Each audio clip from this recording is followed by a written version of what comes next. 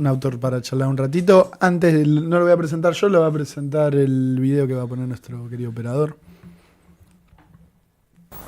De esa naturaleza, ¿no? El clima humano era también duro. Sí, era muy especial. ¿Sabes qué te podría decir? Era la vigencia total del machismo. Allí estaba aceptado que debían existir fuertes y débiles. ¿Comprendes? Y lo que daba el prestigio era la prepotencia. Lo que realmente hacía respetar a alguien es que gritara fuerte. ¿Comprendes? Y bueno, la escuela de todo ese sistema de explotación, yo creo que estaba en la pareja misma. En los hogares había un señor muy nervioso que con poco control sobre sus nervios gritaba y mandaba. que mandaba y una señora que o se hacía la sorda o acataba las órdenes, ¿sí? Y no sé, yo rechacé todo eso. No pude, me pareció que era demasiado desagradable. Traté de ignorar esa realidad y en cambio tomar al cine como la realidad, entre comillas, ¿no? Mi realidad. Es decir, las comedias, estas musicales, Y una entrevista, ahí veíamos a Manuel Puig, una entrevista conocida, estas entrevistas, algunos las hemos visto muchas veces, digamos, ¿no? Pero bueno, que elegís... La entrevista a fondo con Joaquín Soler, ¿no? Sí. Perfecto. Sí, hay varias de esas que valen mucho la pena. A mí me gusta la de Puig, me gusta la forma en que habla Puig, ¿no? Esos tiempos que se toma para hablar, digamos. Como campechano, ¿no? Sí. Un tono muy campechano. Lo mismo me pasa con Di Benedetto. Sí, es un tono raro. Sí, un tono que yo estaba pensando recién que, bueno, él dijo que hizo del cine, primero la noción muy clara de lo que era el vínculo matrimonio, digamos, la institución matrimonial. Y segundo, su refugio en el cine y que lo construyó en su realidad. Y digo, esa cosa de ese usted, de ese neutro que quizás vivió también mucho el cine. Y algo mexicanote también que ¿sabes? tiene Bueno, que ver con... ¿sabes? Claro. Puig muere... ¿Por qué vamos a hablar de Puig? Porque el 22 de julio, ahora en un par de semanas, se van a cumplir 35 años de la muerte de Manuel Puig. Puig muere en 1990 en México, ¿no? Muere bastante solo, digamos, ¿no? Va muy poca gente al entierro, al velorio de Manuel Puig en México.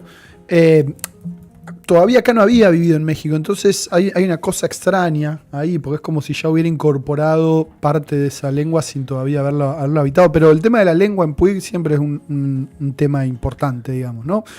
Rápidamente, autor que nace en la década del 30, en General Villegas, un pueblo de la provincia de Buenos Aires. Él le habla ahí como de la pampa seca, digamos, una parte de la pampa donde no crece nada, decía él. La madre era platense, pero se había ido allá a Villegas por el marido, por posibilidades de trabajo. La madre también, al igual que Puig, nunca se sintió cómoda ahí. Puig, como dice ahí, nunca le gustó el pueblo, digamos, ¿no? No le gustaba la vida de pueblo, sentía que era una dinámica absolutamente machista y obviamente él, que desde muy chico fue descubriendo o asumiendo, digamos, su homosexualidad, la pasó muy mal, digamos, la pasó muy mal con su padre, pero con todo el pueblo.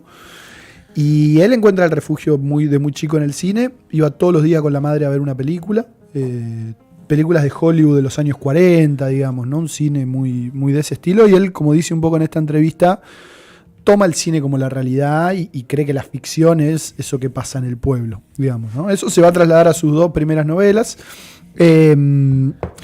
La traición de Rita Hayworth y Boquitas Pintadas, donde él lo que va a hacer es reflejar la vida de Villegas, creando un pueblo que se llama Coronel Vallejos, que obviamente todos van a interpretar como Villegas, digamos. Anda por ahí, las vocales. Sí, que obviamente va, bueno, cosas eso que tal vez se saben, pero siempre repasamos. Hay toda una gran polémica, digamos, ¿no? Porque Puig se va de muy chico del pueblo, se va a Europa, se va a estudiar cine. Él en realidad viene a Buenos Aires primero y después muy rápido consigue una beca y se va a estudiar a Europa. Él rápidamente se da cuenta que lo que le gustaba era ver cine, no sé si hacer o estudiarlo. No le va muy bien ahí. Habla mucho del estrés del director, ¿no? Lo resolutivo que tenía que ser un director y lo potente emocionalmente que tenía que ser, que a él no le interesaba. Exacto, sí. Y él descubre que no está hecho para el cine cuando se le ocurre una idea para un guión, que era tomar la voz de una tía de él que le contaba historias y empezar a escribir un guión a partir de esa voz. El tema es cuando se pone a escribir, escribe 30 páginas, digamos, ¿no? Y ahí dice, bueno, esto no me sirve mucho para un guión, no voy a poner un personaje a hablar. Esto es literatura, digamos, ¿no? Un autor que siempre va a estar muy poco cercano a la literatura. Alan Pauls cuenta que lo fue a ver a su casa en México ya en los últimos tiempos y tenía 20 libros, pues, digamos, capaz, ¿no? No era un y la mayoría eran los de él. Claro, sí, no era un tipo del mundo de la literatura, lo que de alguna manera potencia su literatura. Bueno, en esas dos primeras novelas él trabaja con el mundo de este pueblo, construyendo la historia de personajes, particularmente en Boquitas Pintadas nos cuenta la historia de un Juan Carlos, un mujeriego ahí del pueblo que muere muy joven y que tenía distintos amores y pasan las cosas que pasan en los pueblos. Hay triángulos amorosos, hay violencia, hay cosas que se dicen a medias, hay secretos. La gente de Villegas se sintió que Puig estaba tomando historias reales, digamos, ¿no?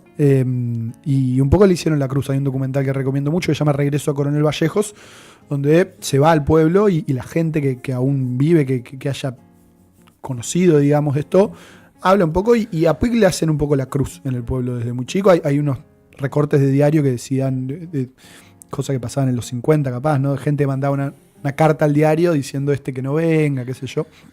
Efectivamente Puig no vuelve más, digamos, al pueblo y después se lo van a reprochar. Después cuando tiene fama, digo, hijo de puta. fue alguien que llegó a ser candidato al Nobel de Literatura, ¿no? Y después va a haber algo En ahí en el 82. pueblo de, che, no quiso venir más. Y bueno... No lo trataste muy bien. En la película El Ciudadano Ilustre está súper inspirada en la figura de Puig. Totalmente. Sí. Después él tiene una carrera larga, digamos, siempre con novelas, también con guiones. Bueno, el año pasado tuvimos una entrevista con Lea Hafter. Sobre el texto de Ediciones Bonaerenses de Manuel Puig, Textos Tempranos. Sí, él tiene varias novelas después, tiene un recorrido muy intenso, vive en muchos lugares, se exilia en el 75, digamos, ¿no? Saca algunas de las novelas más jugadas de Puig, tal vez, El beso de la mujer araña, una gran novela.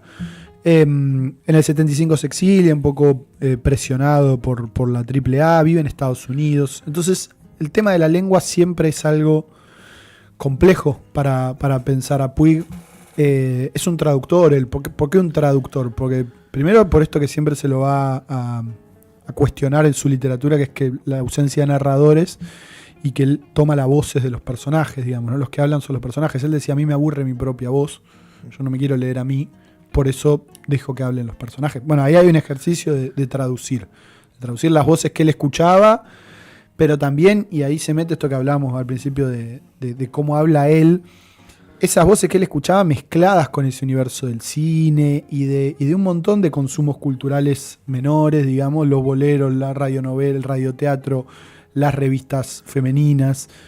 Como que los personajes hablan una voz que no es su voz real, sino como la voz que quisieran tener en varias de sus novelas. Pero bueno, él va a tener un movimiento con el lenguaje todo el tiempo muy, muy complejo. Por ejemplo, en la novela Maldición Eterna, quien lea estas páginas, él la escribe primero en inglés, después hace una versión en español. Él todo el tiempo está moviéndose con distintas lenguas, pero todas estas condiciones, yo creo, potenciaron la construcción de una narrativa muy original, ¿no? El otro día cuando hablamos con Mateo, él decía, bueno, hay una serie de autores de los 60 que vos los lees y se nota que están anclados en su época, y él sacaba a Saer, sacaba a Piglia y sacaba a Puig como los que vos los lees y notás que están haciendo otra cosa, sí. digamos, ¿no? Sí. No, digo que es súper interesante esto, lo hemos hablado el otro día entre copas. Siempre hablamos entre copas. Las buenas cosas. Sí, yo recién veía a la mesa un Baileys, una botella de vino. Cada vez es peor. De la conciencia de dónde uno está parado, y digo, esto de decir, me aburre mi voz, o no me interesa, o me interesa rescatar más otras voces, digo, también quizás tener una conciencia de, bueno, no es no ser tan bueno para la literatura, sino que quizás yo no tengo para decir nada. Y esa misma conciencia le da ese lugar en la literatura a Puig. Sí. De saberse, de no querer tener su propia voz, de no tener ese ego, de buscarla e intentar. Él dijo, bueno, yo me bajo de esta, no me interesa, me aburre, voy a tratar de traducir y de reproducir Bueno, otras ahí voces. hay un par de cosas que son puntuales. Primero, la crítica que le sale mal a Vargas Llosa y es como el mejor halago que le puede hacer a Puig, que es, yo sé cómo hablan sus personajes, no sé cómo habla Puig. Ese tipo que escribe como Corín Tellado, dice Vargas Llosa cuando lo postulan al Nobel. Pero esto de no sé cómo habla Puig, sé cómo hablan sus personajes es un halago total a Puig. Sí, porque, Total, porque hay pocos Sí. escritores Y en la aparte, historia que hayan logrado eso. Y aparte tiene que ver con esto que él dice, no sé cómo habla Puig, tiene que ver con algo de su identidad, que es que él no tiene una lengua, digamos, Puig, ¿no? Acá hay una frase que me traje que él dice lo que le pasa cuando cuando viaja a España, digamos, ¿no? A Europa, y dice, me sorprendió el manejo de la lengua, la forma en que tienen de hablar. Esa gente tiene un idioma, dice. ¿Y yo? ¿Qué es mi español? Nunca lo había aceptado porque era el lenguaje de los problemas, de la realidad que me oprimía. El inglés tampoco era mi idioma como yo hubiese querido. Ese viaje me hizo tocar fondo y decir, yo no tengo idioma. A Puig le pasa que no sabe cuál es su lengua, digamos, ¿no? Porque no se siente representado con el Hay argentino. algo ahí que igual es muy diferente, pero en común con Bolaño, de rotar tanto de lengua, vivir donde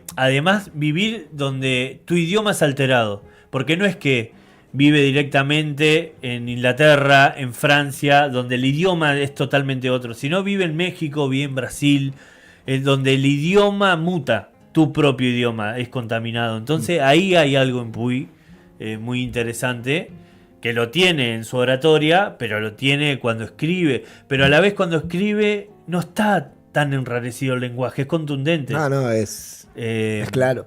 Y después, por otro lado, no me quiero anticipar algo que haya traído Pedro, pero Yo no traje nada. Sí. es el único escritor que se inscribe, que esto lo dice Piglia, no digo yo, el único escritor que se inscribe por afuera de Borges. Sí, Es por el fuera único del escritor radar. que no le responde. Sí. Que escribe como si Borges no existiera. Y eso lo hace el único que opera por afuera de Borges. Porque Saer, tan diferente a Borges, está todo el tiempo, digo, escribe ese ensayo, tengo que sacarme a este viejo de encima. Pero todo el tiempo le está contestando. Porque si vos pensás, Saer hace algo totalmente diferente a Borges, pero existe Funel Memorioso, que es la memoria total, y existe Glosa de Saer, que es la ausencia total de memoria. Hay un ejercicio de respuesta ahí, Sí. ¿no? Sí, De, sí. de tenerlo en cuenta, estar operando todo el tiempo en simetría con Borges, que Puig no lo tiene. Por eso es tal vez la voz más fresca y novedosa de la literatura argentina. Sí, sí. Sí. No, y sumado a eso, digo, cuando hablamos de estos autores, digo, incluso Borges, que se inspiró en géneros considerados menores y toda la literatura actual, digo, Puig podría entrar en esa línea, no pensaba como género, pero sino, digo, interesarte por las revistas, por el cine de Hollywood, digo, no volvió a pasar eso, no pasó en esa época, por eso se escribe tan afuera de eso. Claro, y por el chisme, y por la novela rosa. Porque y se como- preocupaba por las pelotudeces que le diríamos, digamos, así como, y que Sí, y a la construyó vez una... usaba eso como sistema para contar algo realmente Sí. profundo, Sí, sí, oscuro, con un- político. Con un dolor político, tremendo, totalmente. digamos, ¿no? Claro, que no la transforma en una literatura de temas menores o menor. Sí, lo de Borges es tal cual, y lo de Bolaño también, digamos, porque no es el políglota, el tipo que habla 7 idiomas y se maneja en todo, es el que no habla ninguno, el que no termina que nunca de- termina de entender de ningún hallarse idioma. ninguno. Y por eso ahí está mi novela favorita de Puig, que es la que nombraba, que es Maldición Eterna, quien lee estas páginas. Novela de fines de los 70 de Puig. Puig exiliado se va a Estados Unidos. Primeros años de Estados Unidos, vuelve a tener esta gran crisis con el lenguaje. No está cómodo en Estados Unidos hablando en el inglés. Y escribe esta novela donde hace algo que hacen muchas de sus novelas, que es construir dos personajes que conversan. Lo mismo el beso de la mujer araña. En este caso el protagonista es Ramírez, un viejo que está exiliado, tiene afasia, que perdió el lenguaje, digamos, ¿no? Que en su exilio, digo, la novela deja ver a medida que avanza que el tipo sufrió torturas, que fue torturado, y eso lo ha llevado a perder el lenguaje, digamos, ¿no? Entonces, él tiene un cuidador que lo acompaña en sus salidas, y la novela son las conversaciones de él con su cuidador, que es otro personaje súper interesante que construye el libro. Y el gran tema de la novela es el lenguaje, ¿no? Este tipo, el señor Ramírez, por ejemplo, hay un momento donde el cuidador no entiende que el tipo no puede hablar y le dice, pero si estamos hablando Plaza Washington, por ejemplo, vamos a ir a la Plaza Washington, le dice, ¿sabés qué quiere decir eso? Y Ramírez le dice, Plaza sé lo que es, Washington no, o no del todo. Washington es el nombre de la plaza, eso lo entiendo, dice. Lo que no sé es lo que tendría que sentir cuando se dice Washington. Ahí plantea un tema entre el poder decir algo y el comprender el significado de un lenguaje, digamos, ¿no? Sí, es el significado y el significante. Digo, hay algo muy interesante en pensar esto de él no sintiéndose cómodo y no encontrando su lenguaje, digo, la profundidad que implica eso, incluso para la vida propia de uno, no solo para la del escritor. Pero incluso esto en no encontrar su voz, digo, tiene que ver con esto. Digo, si vos no te sentís cómodo en ningún lenguaje y no lo sentís propio en ninguno, ¿cómo vas a encontrar tu voz? ¿Cómo no te vas a aburrir con tu voz? Y ahí aparece una hipótesis, una idea para pensar, que es que Puig es alguien que escribe para encontrar esa voz, digamos, ¿no? Como que la literatura es su forma de construirla, digamos, ¿no? Fracasado de otras maneras de encontrarla, y asumiendo él su imposibilidad de encontrar su lengua, aparece la literatura, aparece la escritura como la manera de pensar esto, digamos, ¿no? Esta novela que yo le decía, Maldición Eterna, él la escribe en paralelo en inglés y en español, y va trabajando con las dos versiones. Medio banana esto, pero vamos a meter un chivo. Hay una nota en Revista Trinchera, en el suplemento literario, que pueden ir a buscar, donde hay un análisis de esta novela de Puig, con algunas cosas de Derrida. ¿Es tuya? Y que hicimos hace... qué banana, era No, suya, pero no entendí. Pero me acordé que estaba ahí y dije... Hay una nota de Gachi también sobre el beso de la mujer araña. Hay mucho de Puig en la revista. Lo hemos trabajado. Lo pueden ir a buscar. Inclusive, y está la charla con la Hafter. Hubo una correspondencia girando en su momento de responder las cartas. Muy exitosa, muy exitosa. Lo que pasa es que no había... Pensaba en... No había vuelta. Solo iban las cartas. Pensaba en Sangre de Amor Correspondido, que es una gran novela de Puig, donde él entrevista al albañil que le está haciendo la casa para sacarle el tono en portugués para escribirlo al español. Digo, hay un trabajo ahí grabándolo increíble. igual, digo, también un trabajo de creo, si no me equivoco, que él lo grababa, digamos, claro, tenía pero detectar jeites del habla en portugués y aplicarlo en una novela en español. Es un trabajo tremendo. Es una preocupación por el lenguaje que va por otro camino. Por eso digo, Puig es eso, digo, escapó a la literatura que existía en su momento, digamos. Está totalmente marginado esta parte y es difícil pensar. Está operando por fuera. Sí, y lo loco es pensar en alguien que orbita a Borges o que se separa de Borges es fácil. Es difícil encontrar quién orbita a Puig, quién a lo largo tiene sus parecidos o sus... A mí no se me ocurre, no se me viene a la cabeza alguien. No, porque incluso los que uno dice, digo, autores más del presente, que uno dice, bueno, tus influencias o tu recorrido literario está Puig presente. No le respondo, No, fue algo que no hay, es verdad, no hay cosas parecidas a Puig, no hay que uno lea un autor, digo... Porque ahí me parece que él, a diferencia de Borges con el fantástico, no muestra el sistema. O sea, no muestra los hilos, no muestra el mecanismo, no dice sigan por acá y lo pueden hacer. Cualquiera que vaya a hacer un texto a lo Puig va a quedar mal y va a quedar copiado. Sí. O sea, va a ser otro Puig de bajo presupuesto seguramente. Pero no inventa un sistema. Sí una forma contundente, tremenda, pero para mí no muestra el sistema, ¿no? Es muy particular Puig y además un gran titulador. Sí. Estaba viendo el libro acá. La traición de Rita Hayworth. Boquitas pintadas. ¿De Rita quién? ¿De Rita qué? De Rita García. Boquitas pintadas. De Buenos Aires a Fer. Bien, a Fer. El beso de la mujer araña.